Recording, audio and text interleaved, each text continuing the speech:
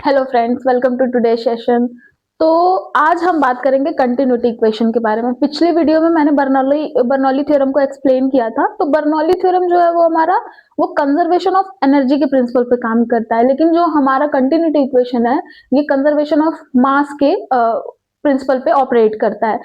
अब इसका मैं अगर सीधा सा आपको एग्जांपल दूं, तो आपने कभी देखा है कि कोई माली हो जो गार्डनर हो, जो गार्डनिंग कर रहा हो और पाइप से पानी मार रहा हो पूरे पेड़ों में, तो वो क्या करता है कि आपका जैसा पौधा होता है या जैसी पानी की रिक्वायरमेंट होती है उसके अकॉर्डिंग पाइप को दबा करके उसके फ्लो को मैनेज करता है। या फिर आपने भी कभी बचपन में ऐसा किया होगा कि नल को अपने हाथ से ढक लेना या फिर क्या कहते हैं पाइप को दबा करके उसके प्रेशर को बढ़ाना। ये सब आपको कंटिन्यूटी इक्वेशन ही बताता है। अभी क्या होता है कि पानी का वाटर का जो फ्लो होता है, अगर हम उसको आपने अगर नोजल पढ़ा हो तो कन्वर्जन और डाइवर्जन नोजल्स होता है। तो अभी हम क्या करते हैं कि जब हमारा वॉल्यूम कम हो जाता है तो जो हमारे वाटर की स्पीड होती है यानी प्रेशर होता है, वो प्रेशर काफी बढ़ जाता है।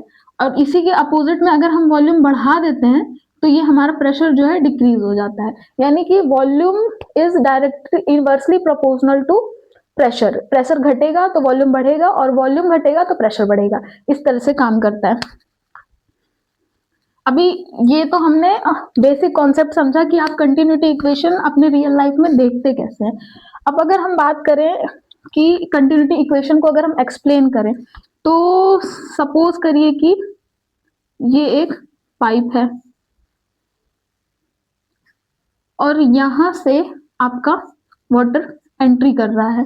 अब क्योंकि ये कंजर्वेशन ऑफ मास के प्रिंसिपल पे बेस है, तो इसमें क्या होगा कि यहां से आपका जितना वाटर ये आपका यहाँ से जितना वाटर एंट्री करेगा किसी पर्टिकुलर टाइम डेल्टा टी में, उतना ही वाटर आपका यहाँ से बाहर भी निकलेगा उसी पर्टिकुलर डेल्टा टी टाइम में। अगर मैं इसको लिखूं डेल्टा टी टाइम में, ये हमारा प्रूफ कर देगा कंजर्वेशन मास को। अब अगर हमारा वाटर एंट्री कर रहा है तो यहाँ पे डेंसिटी होगी, इसकी डेंसिटी यहाँ पे हम सेम कंसिडर करेंगे। क्यों? डेंसिटी सेम कंसीडर करने के लिए हमारा ये लिक्विड का टाइप होता है जिसमें डेंसिटी हमारी सेम होती है, चेंज नहीं होती है। ठीक है, अब यहाँ पे ये हमारा एरिया 1, ये हमारा एरिया 2। अब यहाँ पे किसी एक पर्टिकुलर वेलोसिटी से वाटर की एंट्री हो रही है, यहाँ पे किसी एक वेलोसिटी से निकलेगी। क्योंकि हमारा एरिया डिफरेंट डिफरेंट है तो वेलोसिटी डिफरेंट डिफरेंट ही होगी। अच्छा, अब हमारा अगर हम मास को कैलकुलेट करते हैं, बेसिकली जो कंटिन्यूटी इक्वेशन कहता है वो यही कहता है कि हमारा a1 v1 equal to a2 v2, यानी हमारा जो मास एंटर होगा वही मास एग्जिट भी होगा। अच्छा, अब इसको हम प्रूफ कैसे करेंगे? ठीक है, पहले हम वॉल्यूम को या फिर पहले हम मास को ही कैलकुलेट कर लेते हैं। अच्छा, मास क्या होता है? मास हमारा होता है रो ए। मास का फॉर्मूला होता है रो ए। रो हमारी डेंसिटी है, एरिया। अगर एरिया हमें कैलकुलेट करना हो तो एरिया कैसे कैलकुलेट करेंगे? ये हमारी वेलोसिटी है या ये हमारा लेंथ है, ये हमारे यानी कि एरिया से ये हमारा वेलोसिटी और हमारा लेंथ यही मिला करके हमारा एरिया बन जाएगा। यानी कि यहाँ पे हम अगर एंट्री यानी कि mass at entry equal to mass at exit अगर हम निकालें तो हमारा रो a1 v1 equal to row a2 v2। अगर इसे हम किसी पर्टिकुलर टाइम पे कैलकुलेट करते हैं तो हम यहाँ पे डेल्टा टी भी लिख सकते हैं।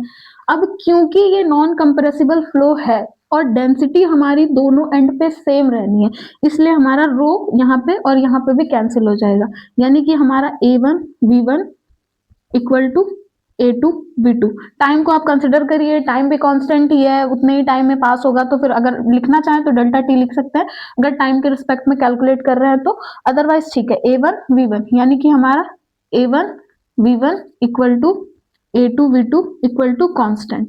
ये सिंपल सी बात हमारा कंटिन्यूटी इक्वेशन हमें समझाता है कि किसी भी अगर वाटर को हम एक एंड से दूसरे एंड तक किसी पाइप के थ्रू या किसी बड़े सोर्स में फ्लो भी कराते हैं तो जितना वाटर हमारा एंट्री होता है उतना ही वाटर हमारा एग्जिट होता है। क्योंकि इस पाइप के अंदर वाटर हम कंप्रेस नहीं कर सकते हैं। ऐसा नहीं, अगर एक फ्लो से वाटर जा रहा है, एक प्रेशर से यहाँ से वाटर जा रहा है तो यहाँ पे कंप्रेस होने की तो बात है नहीं, एक्सपेंड तो वो हो ही नहीं सकता। तो जितना अंदर ही वाटर जाएगा उतना ही वाटर वहां से एग्जिट भी हो जाएगा।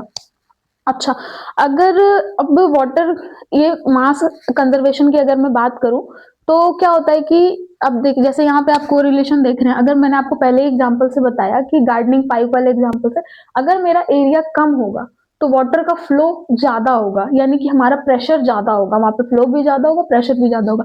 यहाँ पे एरिया ज़्यादा है, तो यहाँ पे प्रेशर भी कम होगा, वाटर का फ्लो भी कम होगा।